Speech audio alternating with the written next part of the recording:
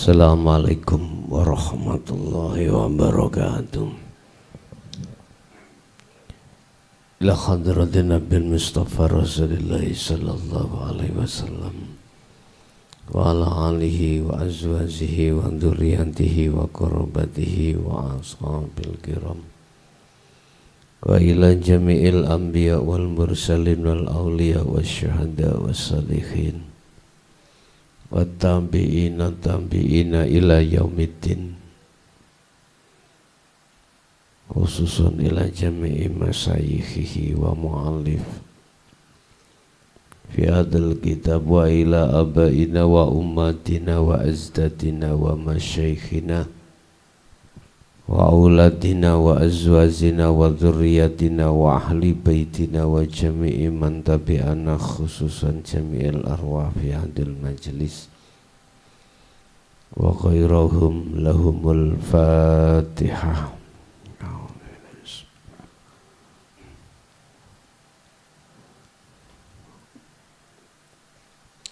Bismillahirrahmanirrahim.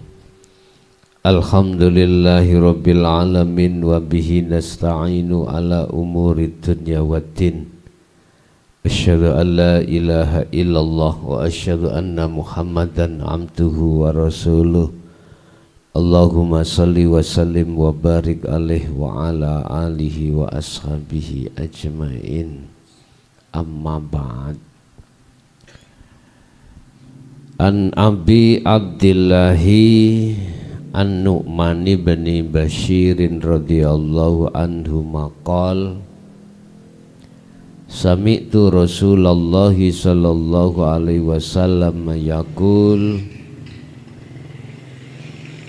Hadis dan ceritaake sake Abdillah. Beliau mendengarkan Rasulullah bersabda. Rawine iki Bukhari Muslim. Beliau mendengarkan Rasulullah bersabda, isini sabdani innal halala bayyinun.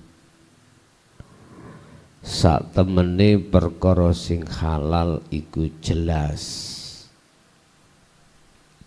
Wa innal harama ya bayyinun. Sesungguhnya perkara yang haram iku jelas. Wa bainahuma, dan diantara dua perkara yaitu halal haram iku umurus subhati, adanya subhat, hukum subhat. Hukum subhat iku hukum mamang, halal apa enggak iku jenenge subhat. Nemu duit nek pinggir rembong, dompet, ngomong syariat, subhat iku antara halal dan haram. Mamang ngono kuwi gak usah dipundhut, ditedho, gak usah. Nek dipundhuti gak apa-apa, tapi kudu diserahno al-qadhi, diserahno hakim, apa diserahno baitul mal. Lah hakim nggih doyan ae, terus ya apa?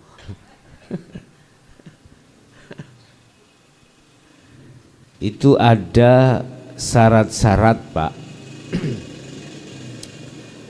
Harus diumumkan terlebih dahulu sampai berapa hari. Kalau sekarang ngumumni ning radio, Pak, udah nang YouTube, ya, harus diumumkan. Kalau pada waktu yang sudah ditentukan habis, maka enggak masalah. Udah. Cara bahasa makanan, hewan-hewan mana yang disubhatkan kan jelas. Innal halala bayyinun, sesungguhnya yang halal itu jelas. Lah jenengan nemu wedhus atau menemukan ayam tonggo mlebu nang ngene karangan sampean. Lah kok malah dicekel dikurungi. Nah, iku jelas ketok haram lah. Sing subhati apa? Nggak tahu ayamnya siapa ini masuk. Lah, lantas jenengan ya harus bilang sama tetangga, yuk ayam sampai nak kelawu iki, harus begitu. Gak boleh pokoknya kalau masuk pekarangan saya ayam saya. Ada.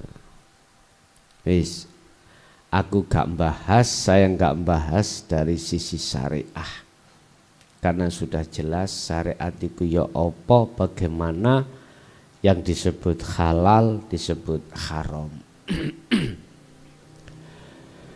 Terus bagaimana kalau kita sikapi dari sisi hakikat tentang innal halala bayyinun, sesungguhnya perkara yang halal itu jelas. Hukum halal itu berarti hukum yang tidak ada durinya, hukum yang tidak ada duri. Artinya tidak ada satu kemamangan sedikit pun terkait masalah yang dilakukan tersebut. Kan sudah dikatakan bayyinun, jelas, ya, jelas. Apa yang dihukumi halal oleh Allah dalam segi perbuatan, Anda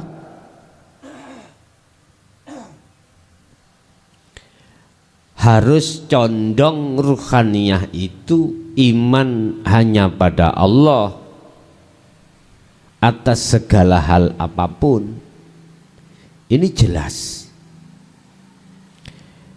Kalau di mata Allah, Allah piyambak, Allah sendiri dengan sifat jaiznya, maka jelas tidak ada hukum satupun yang menghalang-halangi beliau atas sifat jaiznya.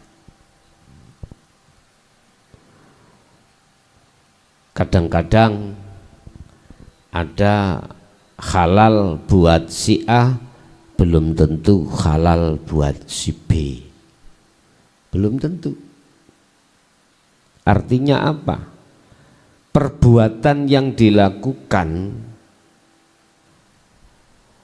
satu hamba si A itu oleh karena si A ini tadi sudah kefanaan atas diri kehambaannya,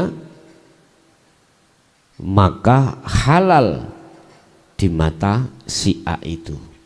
Contoh, si A melakukan sholat, si A melakukan zakat, puasa, haji dan lain sebagainya, segala hal amal apapun, dikatakan boleh, dikatakan halal di mata Allah karena perbuatan yang terjadi pada si A, ruhaniyahnya si A itu condong makrifat pada Allah. Ini condong makrifat pada Allah. Inilah perbuatan apapun, baik yang didengar maupun yang dilihat, yang diucap ataupun yang dimakan ataupun apa saja secara kacamata hakikat. Tatkala syiah ruhaniyahnya itu duduk di tajalli Allah, maka tidak ada hukum satupun yang membatasi syiah, alias innal halala bayyinun. Lagi jelas, Allah sudah jelas. Wa innal harama ya bayyinun, sesungguhnya yang haram itu juga sudah jelas. Tidak usah qayyid, tidak usah tafsir-tafsir, gak usah. Mana? Perbuatan apapun tatkala ruhaniyah itu duduknya di takholli, ya takholli. Walaupun pandangan manusia itu bagus, seperti halnya sholat, zakat, puasa, haji, atau perbuatan apapun, tatkala ruhaniyah ini duduknya di takholli, otomatis ruhaniyah condongnya terhadap selain Allah. Lah, dikatakan haram itu tidak boleh pandangan Allah, bukan pandangan manusia. Kalau pandangan manusia berarti syariatnya. Pandangan Allah hakikatnya. Tinggal pertanyaannya, umat ini memakai berapa pandangan? Apakah hanya memakai pandangan Allah tanpa pandangan manusia? Terserah. Ataukah kedua-duanya dipakai, hablum minan nas, pandangan di mata manusia atau syariat, atau di pandangan Allah, pandangan hakikat? Silahkan. Lah sing dimaksud perkara-perkara subhat iku perkara sing mamang, antara halal yoga, antara haram yoga. Apa posisi kita secara hakikat? Mohon maaf, inilah ruhaniyah ketika saat kita itu masih ada di muraqabah. Posisi masih ada di muraqabah, artinya secara akal kita yakin bahwasanya dunia dan seisinya itu adalah yang menciptakan Allah. Lewat berbagai ayat dalam Al-Quran bahwasanya seluruh makhluk baik di dunia, fil ardi wa ma bainahuma, fil ardi was sama, bainas sama wal ardi wa bainahuma, artinya baik makhluk yang hidup di atas bumi, ya kita ini, atau hidup makhluk yang di langit, atau hidup makhluk yang di bawah tanah, atau hidup makhluk yang di dalam air, kita sudah yakin bahwasanya semua itu yang berkuasa, yang menguasai adalah Allah. Tapi itu dalam segi kita itu ilmu. Akhirnya apa perkara duniawiyah ini, makhluk ini, sebagai bukti adanya Allah sebagai menciptakan yang menguasai. Kita masih mandang terhadap golongan-golongan makhluk. Kita jadikan sebagai ayat, kita jadikan sebagai tanda adanya Allah. Paham tentang kalau semua itu Allah. Cuman ketika praktek, lah ini Ruhaniyah tidak bisa duduk di tajalli pada Allah. Jadi di sini ada dua dimensi.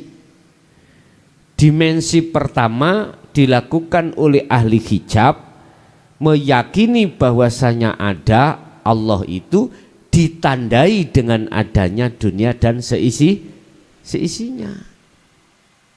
Yakin kita itu semua dunia seisinya ini yang menciptakan Allah. Kita faham, kita yakin. Sehingga keyakinan adanya Allah itu ditandai dengan adanya dunia seisinya. Ini dimensi ahli hijab. Dimensi ahli hijab ruhaniyah seperti itu. Cuman ketika saat hal itu terjadi, maka ruhaniyah yang benar ini tidak bisa menemui tembus pada Allahnya, nggak bisa. Ini dimensi mamang, samar-samar, kelemun-kelemun, nggak bisa. Makanya mengapa Allah menghadapkan pelajaran dinul haq ini supaya tidak ada dimensi ahli hijab. Ada dimensi ahli syuhud yang pertama jatuh di su'aul basyirah. Di dzikir sirul asrar di pos pertama su'aul basyirah. Ketika ajaran dinul haq disampaikan, dia sudah paham bahwasanya hidup itu yang punya peran, cuman belum sampai ke musyahadah, dia masih di muraqabah. Gambaran kita di muraqabah, kita itu selalu ingat, selalu merasa bahwasanya kita selalu dimonitor Allah, selalu dilihat Allah, selalu kita itu dilayani Allah. Ini kita masih ada dua, Pak, ya. Ada dimensi subhat itu ada di sini. Bagi ahli syuhud, jatuhnya ada di zikir sirul asr di pos pertama, yaitu su'aul basirah.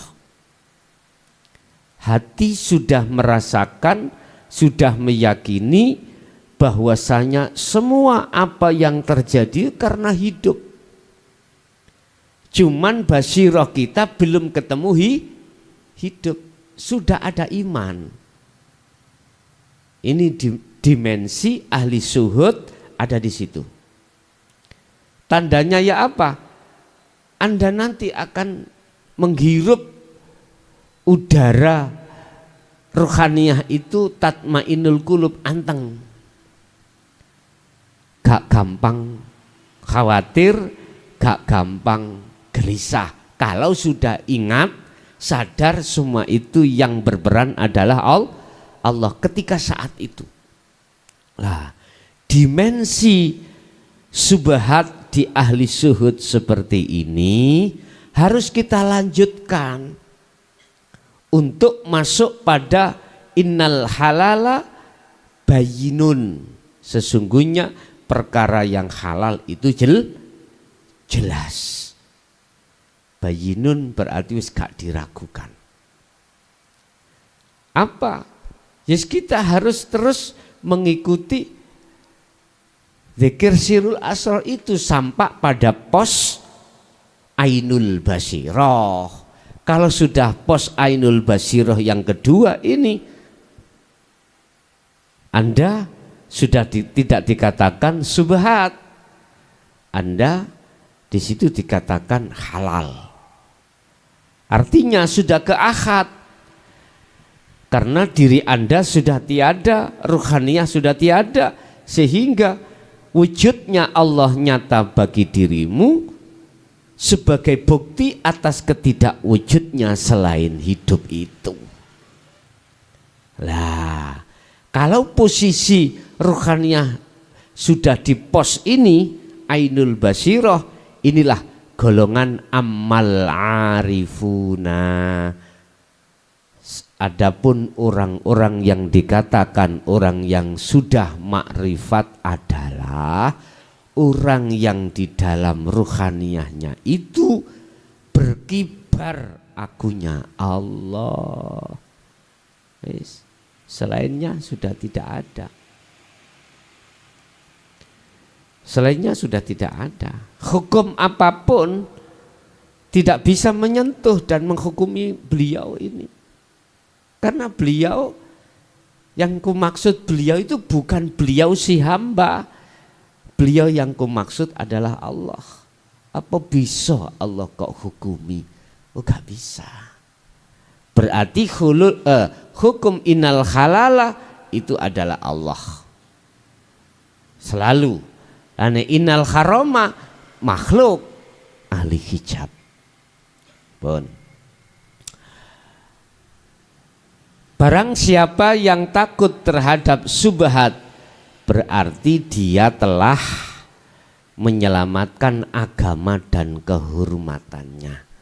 Takut itu apa ya? Takut itu gak disentuh.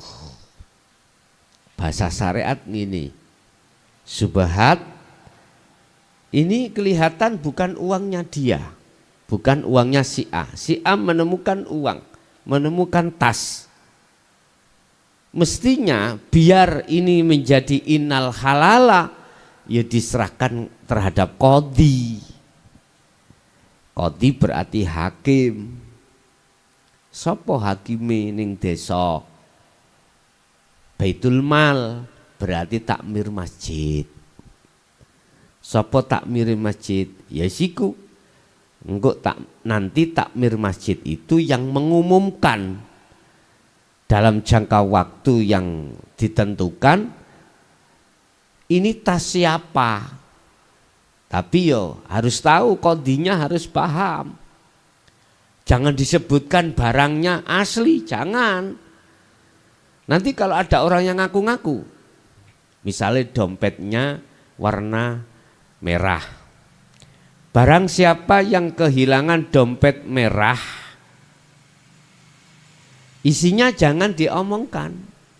Bla bla bla bla, silakan untuk ke masjid atau ke qadhi. Ada orang ngaku-ngaku, nggih dompet kula merah. Tidak boleh langsung kau berikan. Harus kau tes dulu. Kalau dia yang punya pasti tahu isinya. Gitu Pak Bu nggih. Harus ditanya. Isinya apa? Uang berapa?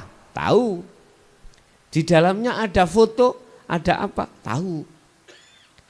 Jadi ciri-ciri itu jangan diberitahukan semuanya, tujuannya untuk ngetes benarkah dia itu yang punya atau yang bukan. Nemu HP ya gitu sama. HP-mu merek apa? Lah. Orang kalau bukan miliknya bingung jawab Pak. Bingung. Samsung apa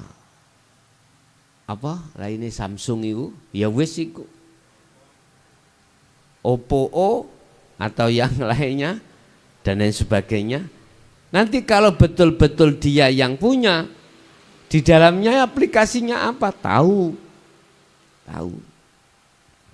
Bapak Ibu, qadhiku seperti itu.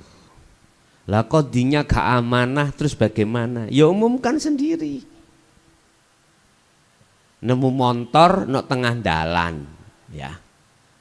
Sampai 3 dino, sampai 3 hari kok gak ada yang ngambil. Nemu sampean. Nah, terus diumumkan. Begitu. Bapak Ibu, itu bahasa syariat. Artinya kita menghindar, tidak duduk di situ, kita harus melakukan protap-protap, syarat-syarat yang ada di kesubhatan itu. Wis. Kita tarik dari sisi hakikat. Barang siapa yang menjauhi perkara subhat, maka dia sama halnya menyelamatkan agama dan kehormatannya. Artinya apa? Anda lepas dari situ. Artinya ahli hijab ini dimensinya subhat atau samar ini ya, harus dia tinggalkan untuk menuju dimensi ahli suhud. Yang tadinya ahli hijab memberikan satu keyakinan wujudnya dunia itu sebagai bukti wujudnya Allah. Yes. Kemana-mana ya seperti itu. Jadi masih belum bisa memfanakan selain Allah, justru itu akan menjadikan hijabnya hati. Harus masuk pada dimensi ahli syuhud. Ahli syuhud dimensinya harus melewati muraqabah yang terdapat di dalam zikir sirul asar di pos pertama. Barang siapa yang menghindar dari subhat atau dimensi ahli syuhud, dia akan sampai pada musyahadah. Sama halnya dia menyelamatkan agama dan kehormatannya. Agama dan kehormatan itu tidak di mata manusia, di mata Allah. Di mata Allah. Apa kehormatan yang dimaksud? Adalah ruhaniyah kita, Pak. Untuk menyelamatkan ruhaniyah ini ketika di dunia udah habis kita ada di dimensi ahli syuhud, di muraqabah, kita harus masuk ke musyahadah. Caranya ya terus lakukan terus kholwat itu. Nanti Allah sendiri yang mengeluarkan Anda dari dimensi ahli syuhud masuk ke musyahadah, dari muraqabah masuk ke musyahadah. Dan barang siapa yang terjerumus dalam perkara subhat, enak-enak di situ nggak mau keluar, maka akan terjerumus dalam perkara yang diharamkan. Lah ini loh Pak ya. Kita kalau ada di syariat suka terhadap perkara subhat, itu mesti condongnya nanti mudah ke perkara haram. Wis, dari segi apa? Makanan atau perilaku. Sama secara hakikat juga begitu. Kita bersukaria terus di dalam muraqabah, nggak mau untuk ke musyahadah sampai kapanpun, ya kita itu tidak akan pernah bisa lepas diri, lepas dari keakuan diri. Itu bentuknya kita itu makrifat ilmu, tidak makrifat laku. Makrifat ilmu, kita paham tentang ilmu hakikat, itu disebut ahli tahqiq. Ahli tahqiq lah, tapi gak gelem mengamalkan, tidak mau praktek khalwat, ya mohon maaf. Memang enak Pak, di situ itu enak banget. Pujaan dari masyarakat, kita dikatakan ahli hakikat, gitu. Terus apalagi itu kita jadikan kebanyakan, itu dijadikan kedok pada oknum untuk mencari dunia, Pak. Itu mengatasnamakan, mohon maaf, thariqah, mengatasnamakan ajaran tauhid, tapi jebulnya itu apa? Tapi fakta di lapangan kita itu mencari kesenangan dunia. Dengan cara apa? Itu tadi, dengan cara kita itu apa? Nyerap dananya para pengikut-pengikut kita. Iya Pak. Kalau dilihat dari segi ngajinya Pak, wow, gak ngecap. Apa gak ngecap itu? gak nyacat saya menjurus terhadap ketauhidan pada Allah. Tetapi untuk mempraktekkan isi daripada ilmu itu tidak diterapkan, Pak. Karena tidak makrifat laku, makrifat ilmu. Akhirnya gimana? Ujung-ujungnya kita sebagai umat diperas dari segi materi atau non materi. Materi usaha-usaha kita, apalagi kita termasuk orang kaya, pasti didekati jenengan, dipii. Nanti kalau Anda sudah kere, wes gak direken Anda, gak direken niku Anda gimana? Gak dihiraukan Anda. Cari yang lain, yang lain. Sing penting sapa sing danane gede, ya iku wis dibolo, dipii kaya barokah. Raimu ngono. Tidak, Pak. Mohon maaf. Ini akibat daripada kita makrifat ilmu. Iya, makrifat ilmu. Bahayanya ada di situ. Berarti kita bersukaria dengan syubhat di dalam dimensi muraqabah. Ini bahaya, Pak. Kadung sukaria di situ. Bapak Ibu hadirin jamaah rahimakumullah, lebih bahaya ini daripada ahli hijab. Ahli hijab maklum dia nggak ngerti ilmunya. Kalau ini, nah, cara umpama masuk neraka, iku dadi intip. Tahu dadi intip ya?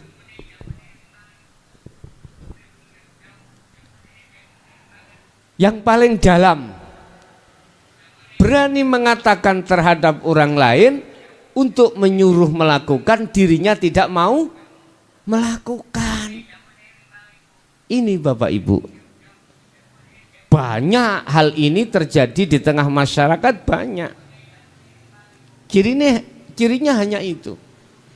Apa yang dibahas, apa yang disampaikan seakan-akan itu larinya untuk menuju dan bertemu Allah dalam kemakrifatan. Tapi ternyata semua itu kita jadikan sebagai alasan untuk mencari materi dan non materi.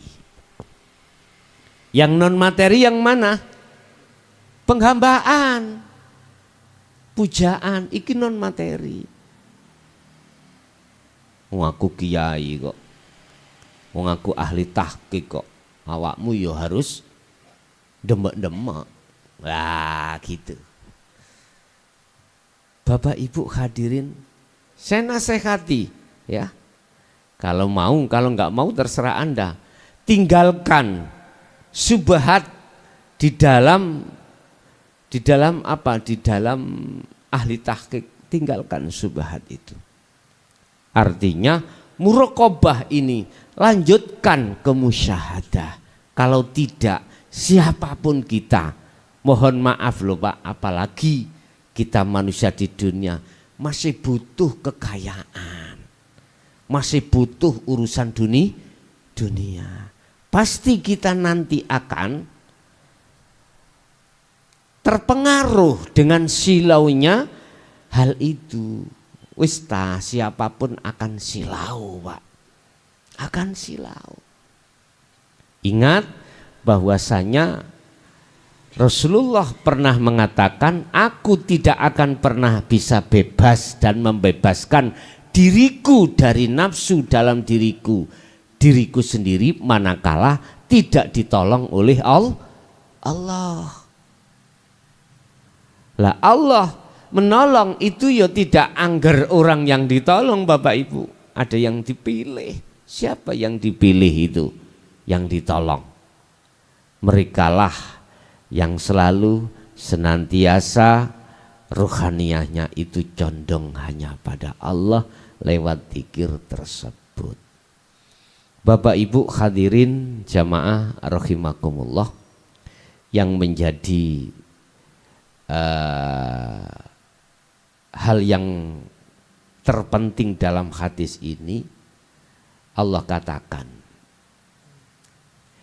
ketahuilah bahwa dalam diri ini terdapat segumpal daging.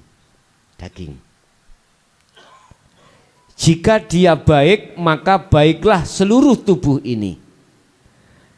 Dan jika dia buruk, maka buruklah seluruh tubuh ini. Ketahuilah bahwa dia adalah hati. Yes. Ini apa pandangan syariat dengan pandangan hakikat tidak sama, Bapak Ibu. Ala inna fil jasadi mudghatan.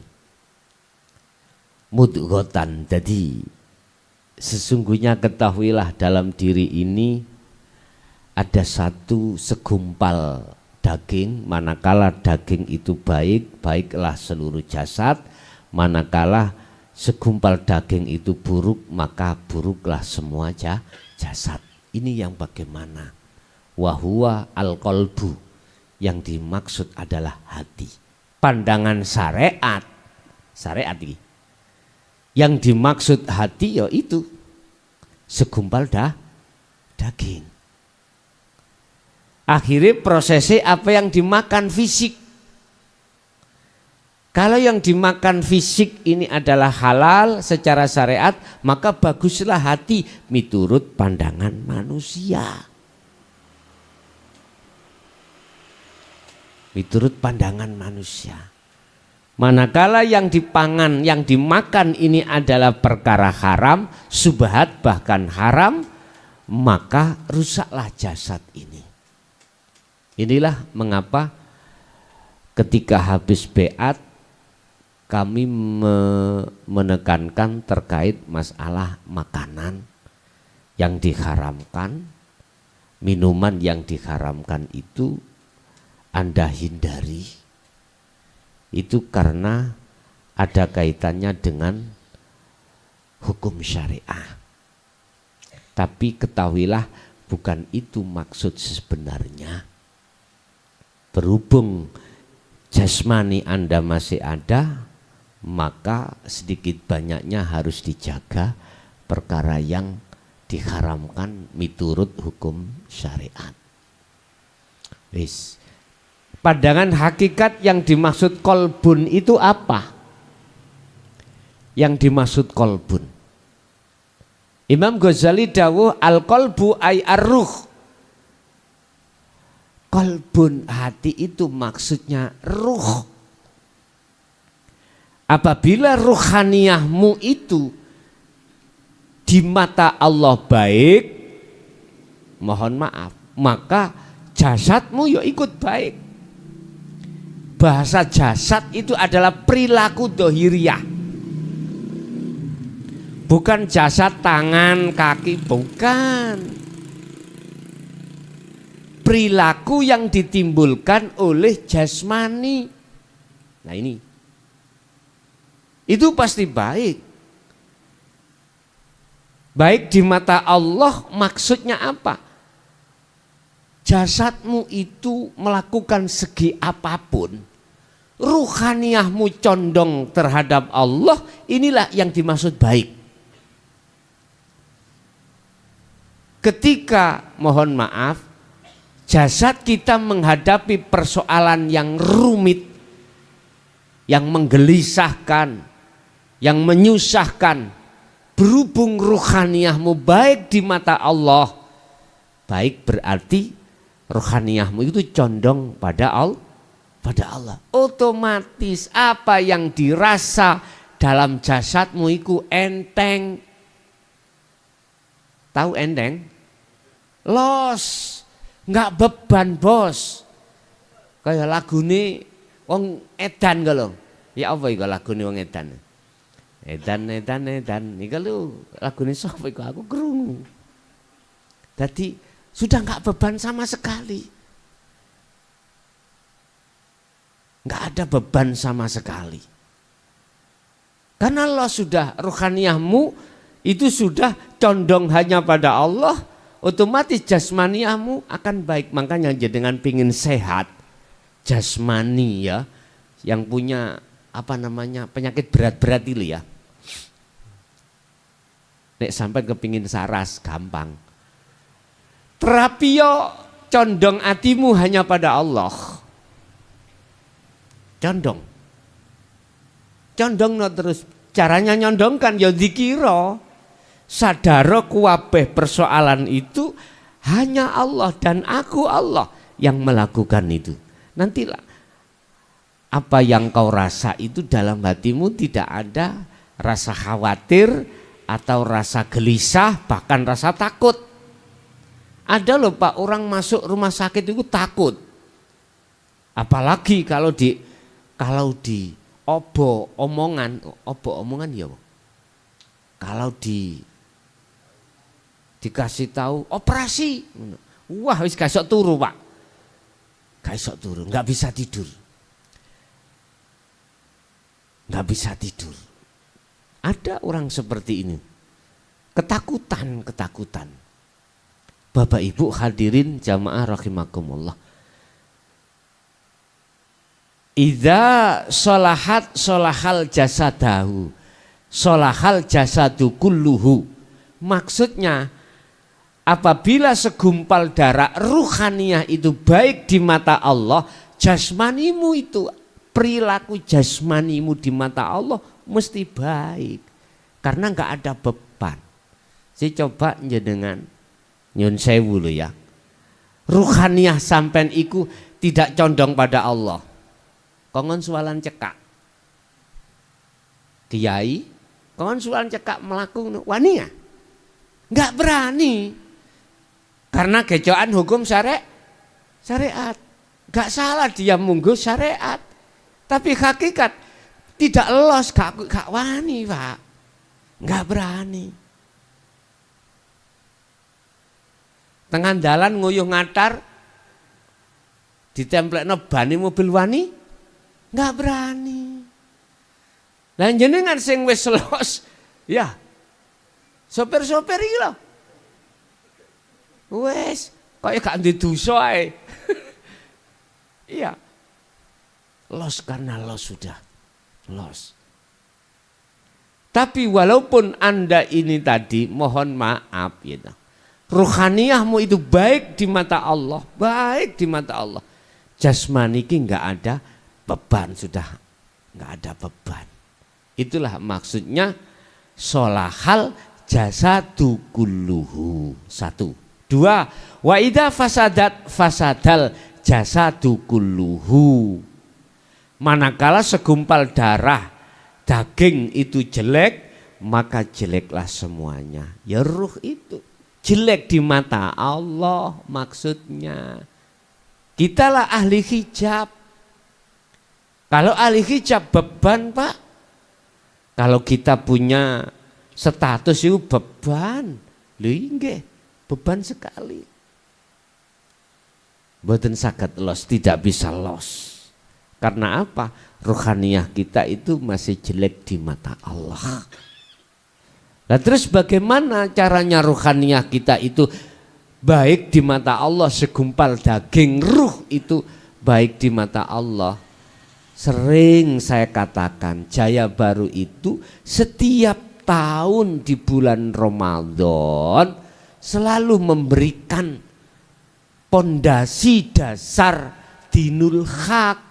Lah ini ikuti, kalau tidak bisa mengikuti karena waktu, tidak bisa datang karena waktu atau tempat, kan bisa belajar lewat di channel kami Ponpes Jaya Baru.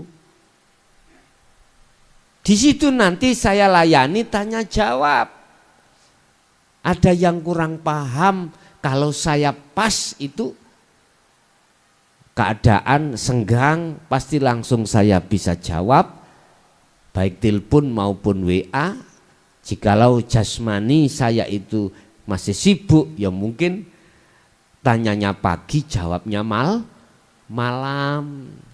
Bersabarlah kau, ya bersabarlah. Estu sabaro. Aja muring-muring kok gak dijawab-jawab. Iki wis online kok gak jawab-jawab. Nguniku Pak, mohon maaf saya jawab mulai bawah. Ngapunten lho ya. Sistem kula jawab WA jenengan itu. Katakanlah WA numpuk sudah 500 ya. Yang saya jawab yang paling bawah dulu. Karena datangnya yang paling bawah. Tak jawab baru munjuk terus munggah. Dilihat loh ini kok wis online Gus kok gak ono jawaban. Mohon maaf berarti saya jawab yang paling bawah. Kemarin saya dikasih jamaah sistem carane jawab. Masalah iku lo jawab nek keadaan online iku gak mari-mari. Online misal jawab 1 tak jawab sudah selesai 5 teko. Jadi begitulah terus. Saya dikasih tahu jamaah gini Gus, sampai nek jawab biar semua kejawab bareng offline. Jadi saya disuruh offline. Seret jawab dulu misalkan 100, habis 100 baru di online lagi. Seperti itu. Nah, ya memang makanya gak mari jawabannya. Sudah saya jawab 1 yang datang 3. Saya jawab 2 datang lagi, yes gak apa-apa. Pun tenang mawon pokoknya jenengan pokoknya Anda sabar gitu aja.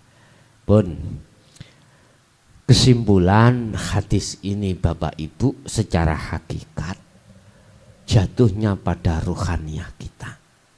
Dikatakan halal apabila ruhaniyah kita sudah baik di mata Allah.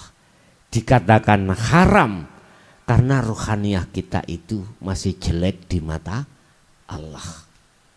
Gampang caranya kita itu melihat ruhaniyah kita itu jatuhnya di halal apa di haram, di baik atau di jelek di mata Allah, gampang. Ahli hijab tolong periksa hati kita masing-masing. Contoh satu saja. Anda puasa ini karena apa? Karena kewajibankah? Karena pahalakah? Karena surgakah? Karena pengampunankah? Dan atau betul-betul karena Allah? Nah, kalau selagi belum karena Allah, berarti menurut hadis ini pandangan hakikat posisi kita itu masih ada di syubhat atau bahkan di haram. Mohon maaf, jasmani kita sudah benar, tapi ruhani yang belum benar Pak. Makanya W.R. Supratman sering ngomong, sering suruh untuk mengingat setiap tahun tanggal 17 Agustus bangunlah jiwanya, ya bangunlah badannya. Oke, itu Bapak Ibu apa yang bisa kami sampaikan. Kita masuk pada ranah tanya jawab dan dialog. Monggo di majelis barangkali ada yang ditanyakan, kami persilahkan.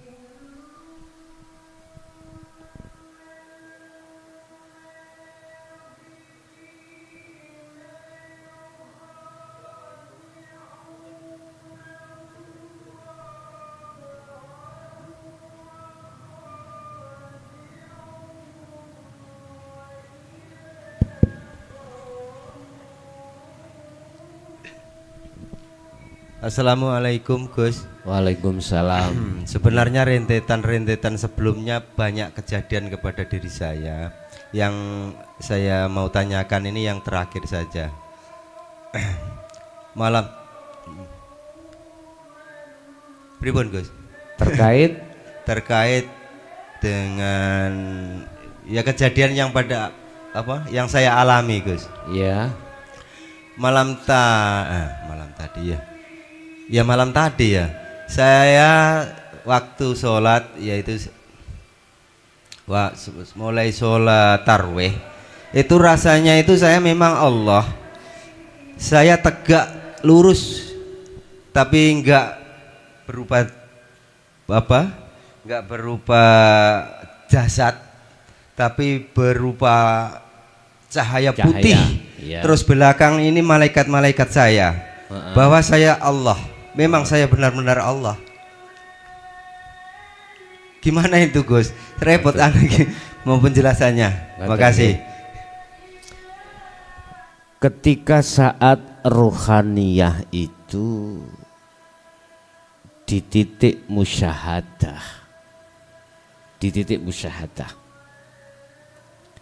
dan di situ yang kami sebut sebagai kekasih Allah. Dan kekasih Allah itu ada yang masih diikuti kasyaf, ada yang tidak. Laksana seseorang yang tidur, ada yang tidur kita itu bermimpi, akhirnya ketika mimpi bisa melihat apa yang ditemukan. Tapi yang kumaksud kekasih Allah ini, dia tidak merasa keakuannya hamba yang melihat, tapi keakuan Allah. Satu, dua. Ada kekasih Allah itu yang tidak disertai oleh Allah di dalam kasyaf.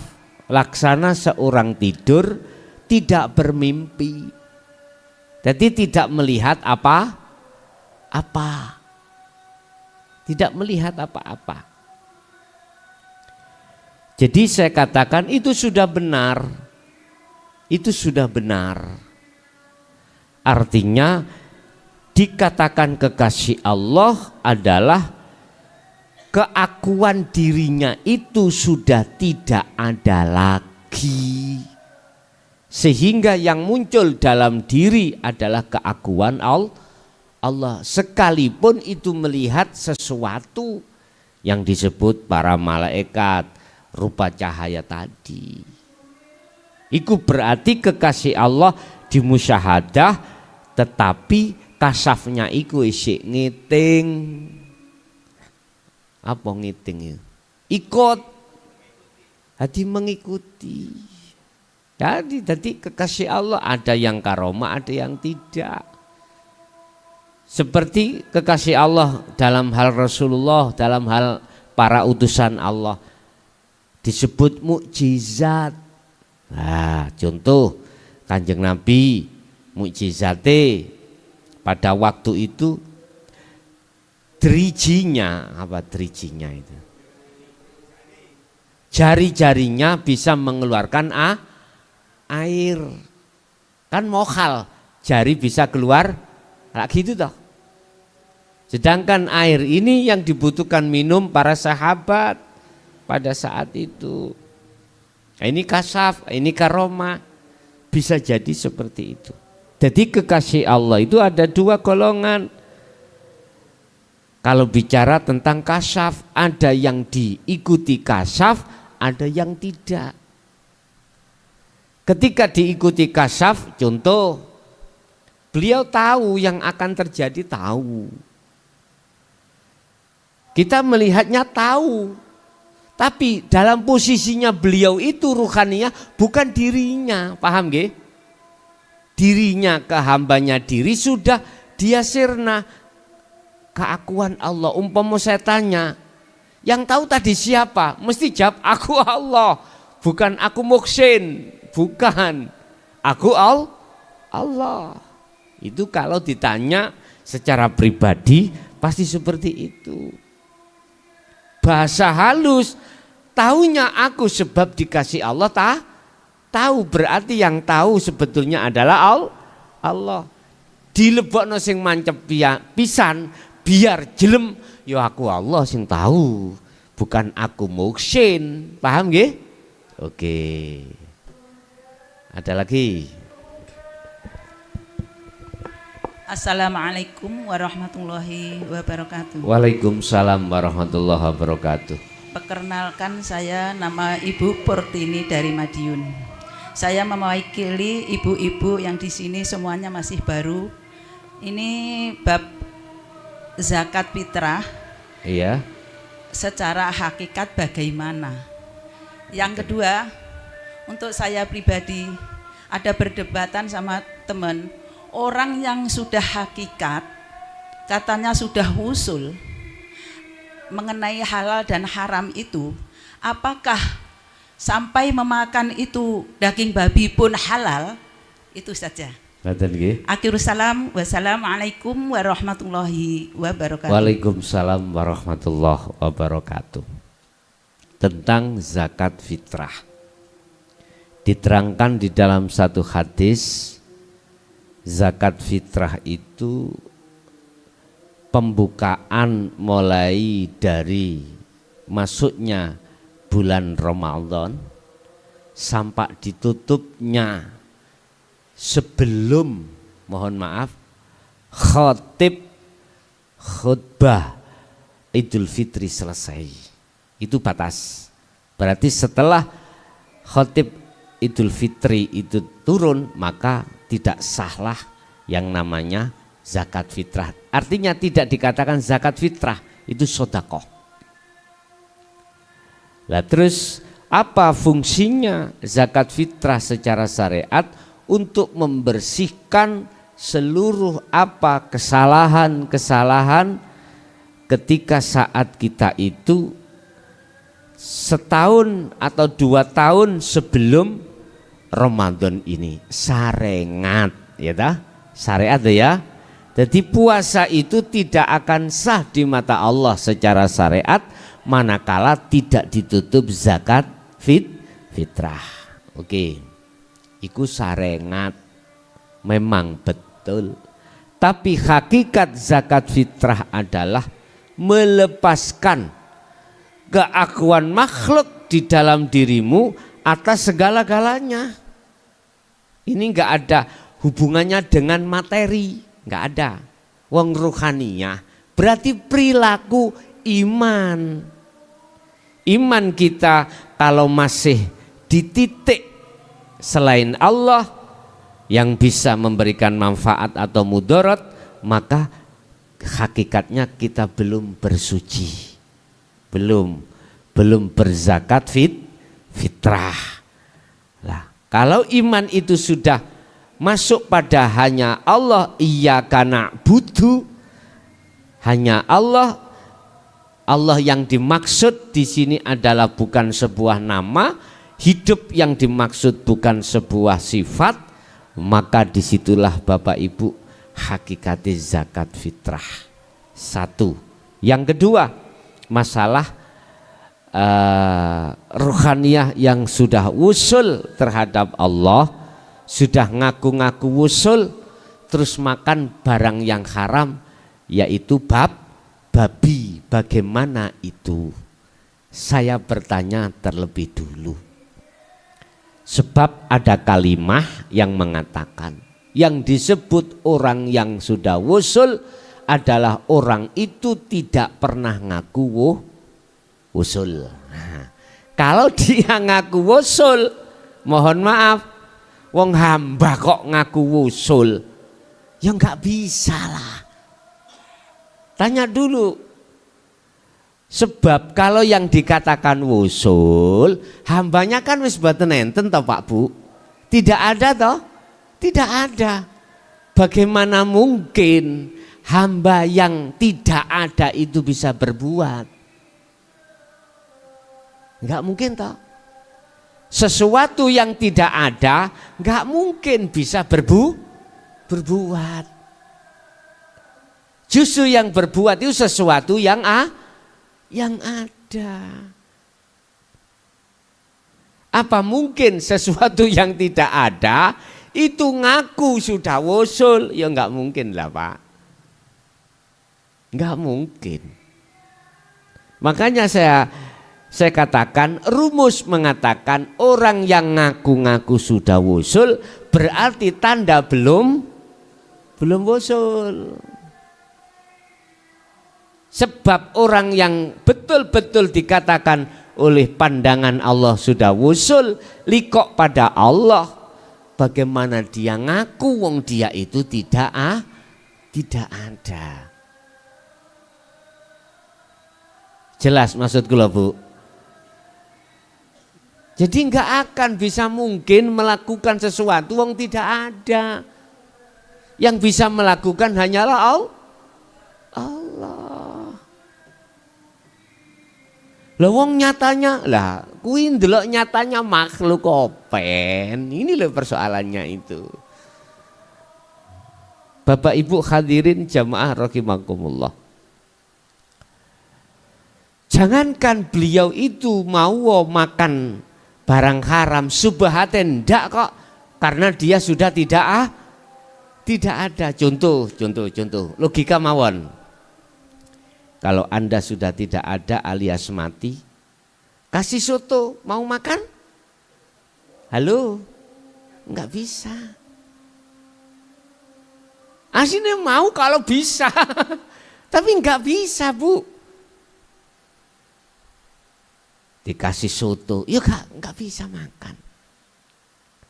Kalau umpama bisa, tiap sore saya kirim soto terhadap makomnya Abah kula. Kilo bah kopi, kilo soto. Senengan sampan waktu di dunia dulu kan rokok jarum. Nih rokok jarum, enggak sampai numbe. Pungkasane ngono kuwi sing ngombe yo arek. Sing ngerokok ya arek. Gitu Bu. Jadi saya katakan dia tidak akan pernah melakukan hal itu karena sesungguhnya dia sudah tidak ada. Dengan dasar apa mungkin perkara yang tidak ada itu bisa melakukan sesuatu itu. Saged dipaham Bu nggih? Nggih.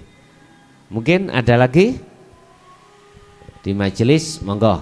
Assalamualaikum warahmatullahi wabarakatuh. Waalaikumsalam warahmatullahi wabarakatuh. Tanya Gus, tadi saya di dalam kholwat terlihat 2 batu nisan, tapi tidak di dalam makam. Niku nopo maksudnya? Ngoten mawon. Assalamualaikum warahmatullahi wabarakatuh. Waalaikumsalam warahmatullahi wabarakatuh. Kalau saya terjemahkan kasaf itu dalam pengertian syariat tuh ya, itu 2 ya. Nggih mohon maaf, Allah memberikan signal terhadap jenengan.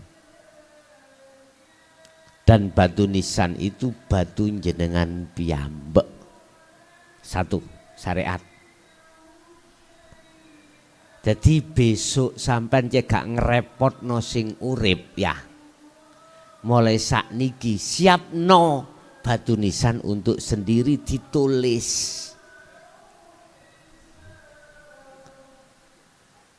Terus kuburan nek isok duduken dhewe.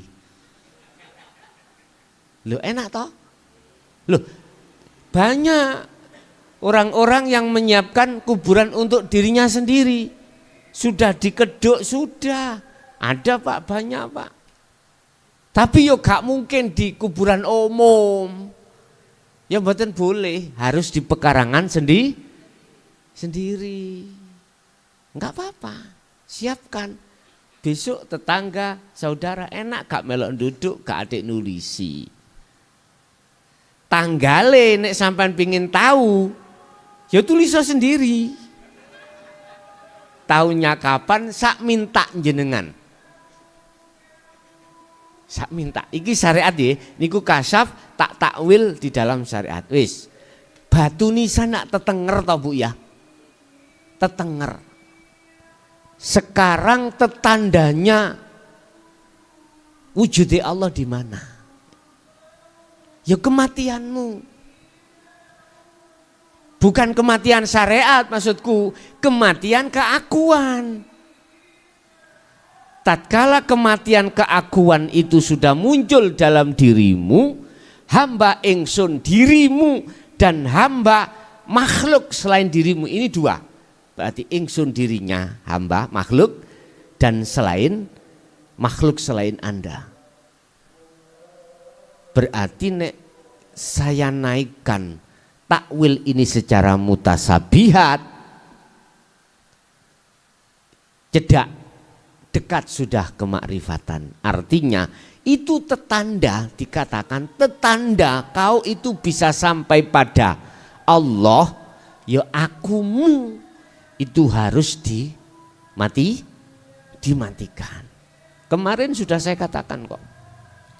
Kalau kau ingin cepat sampai pada Allah, kewujudan Allah, kuncinya hanya satu. Kau kan sudah muraqabah, sudah. Karena ilmu itu sudah disampaikan sehingga keyakinan dalam hatimu lewat sirul asar sudah berkembang, sudah berjalan, tinggal lepaskan akumu. Lah, dirimu lepaskan, baru di situ. Berarti batu nisan tetanda ini harus sampean matikan. Gampang toh? Jadi terserah. Sampean pateni dhisik aku nih hamba merasa dirimu, yakin keyakinan akumu hamba, leburkan dulu, ataukah langsung akunya Allah sampean hadirkan. Langsung akunya Allah sampean hadirkan, otomatis iman yang ada dalam dirimu sudah tidak dirimu, karena dirimu sudah tiada. Paham Bu nggih? Batu nisan yaitu matikanlah keakuan makhluk pertama dirimu dan makhluk selain dirimu. Nggih, ada lagi? Kalau enggak ada, kita masuk ke seluler. Silakan yang di jalur seluler 082141295309. Monggo menawi yang bertanya kami persilahkan.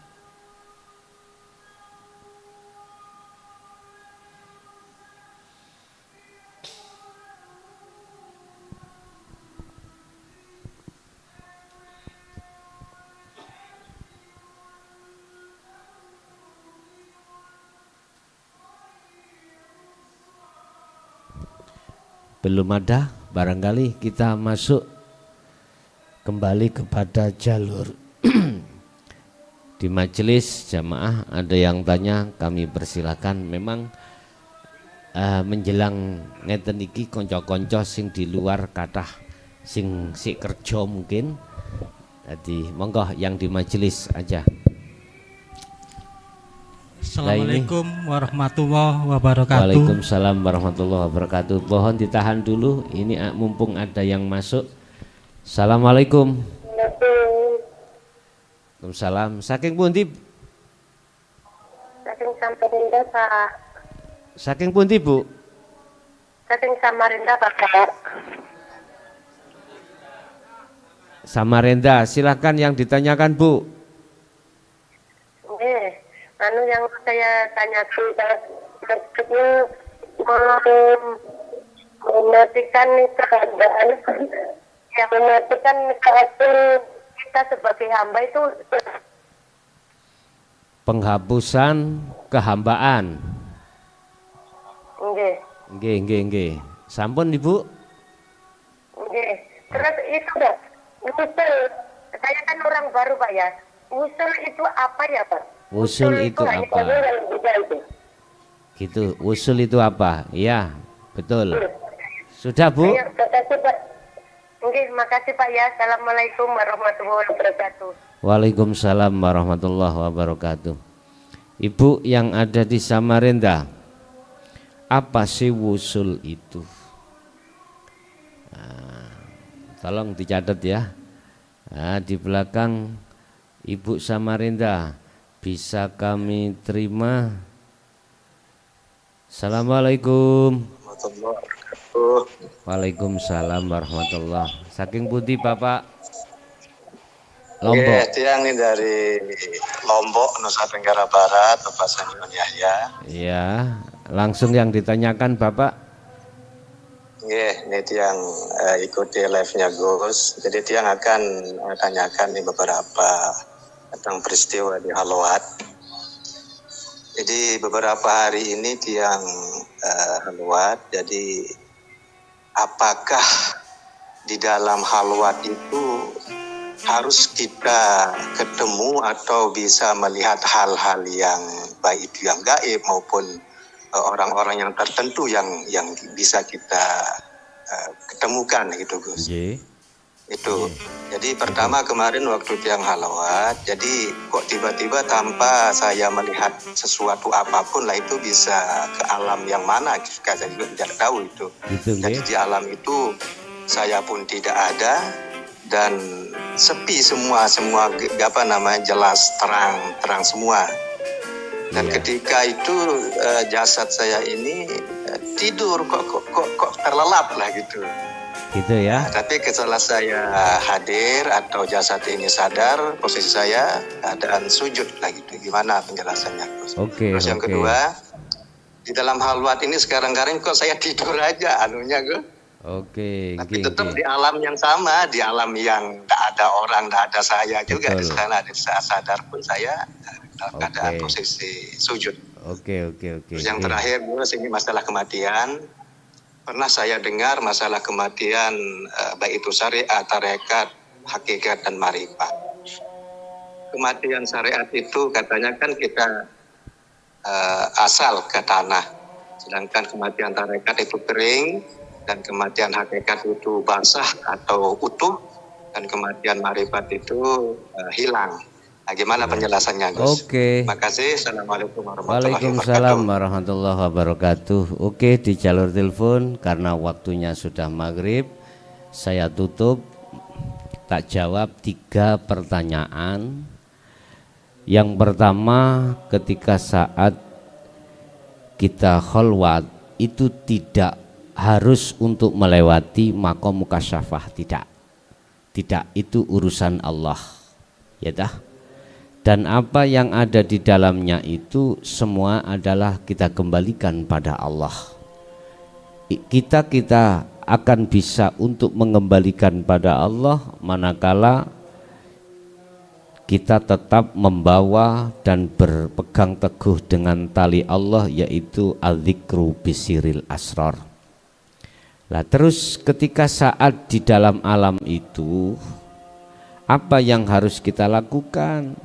Tetap Pak ya, jenengan terus ikuti dzikir sirul asrar seperti air mengalir. Ikuti aja Pak, ikuti aja. Tentang kematian ya, kematian secara syariat pasti mengatakan kematian itu jasmani. Tapi secara hakikat kematian itu adalah rohani. Walaupun jasmani belum mati, ini kita banyak di antara golongan kita yang sudah mati.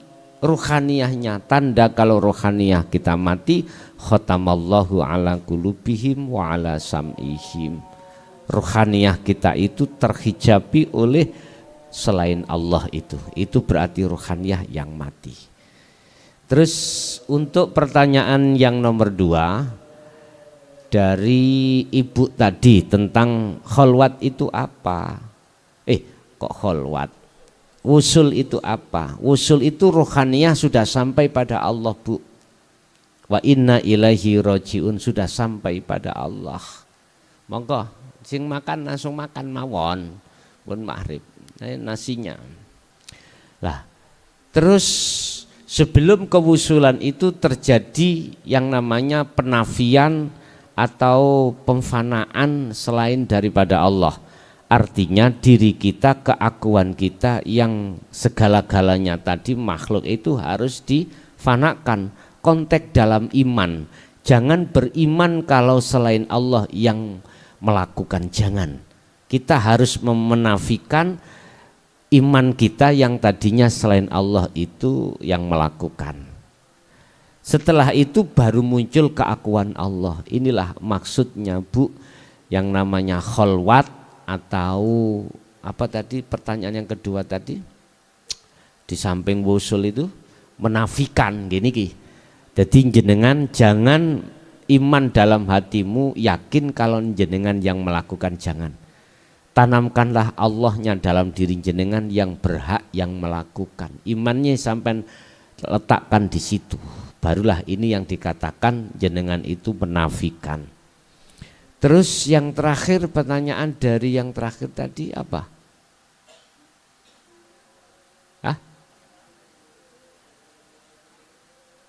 sujud. Ini yang dari sujud di alam lain. Oh, ngatan. Gini, Pak. Ketika jenengan sujud ada di alam lain, itu kantun melihat, tinggal melihat keakuan jenengan masih ada Anda. Kalau keakuan jenengan masih ada, berarti Anda itu di tempat muraqabah, masih di su'aul basirah, belum di ainul basirah. Udah, gak ada tadi ya, sudah habis ya. Oke, matur suwun, terima kasih semua yang sudah bergabung. Oleh karena waktu kita terbatas, Bapak yang bertanya di jalur telepon, mohon maaf, dan kita masuk pada penyudahan semua apa yang telah disampaikan, menjadikan satu ilmu yang bermanfaat bagi kita dan anak putu kita, khususnya seluruh umat. Lahumul Fatihah.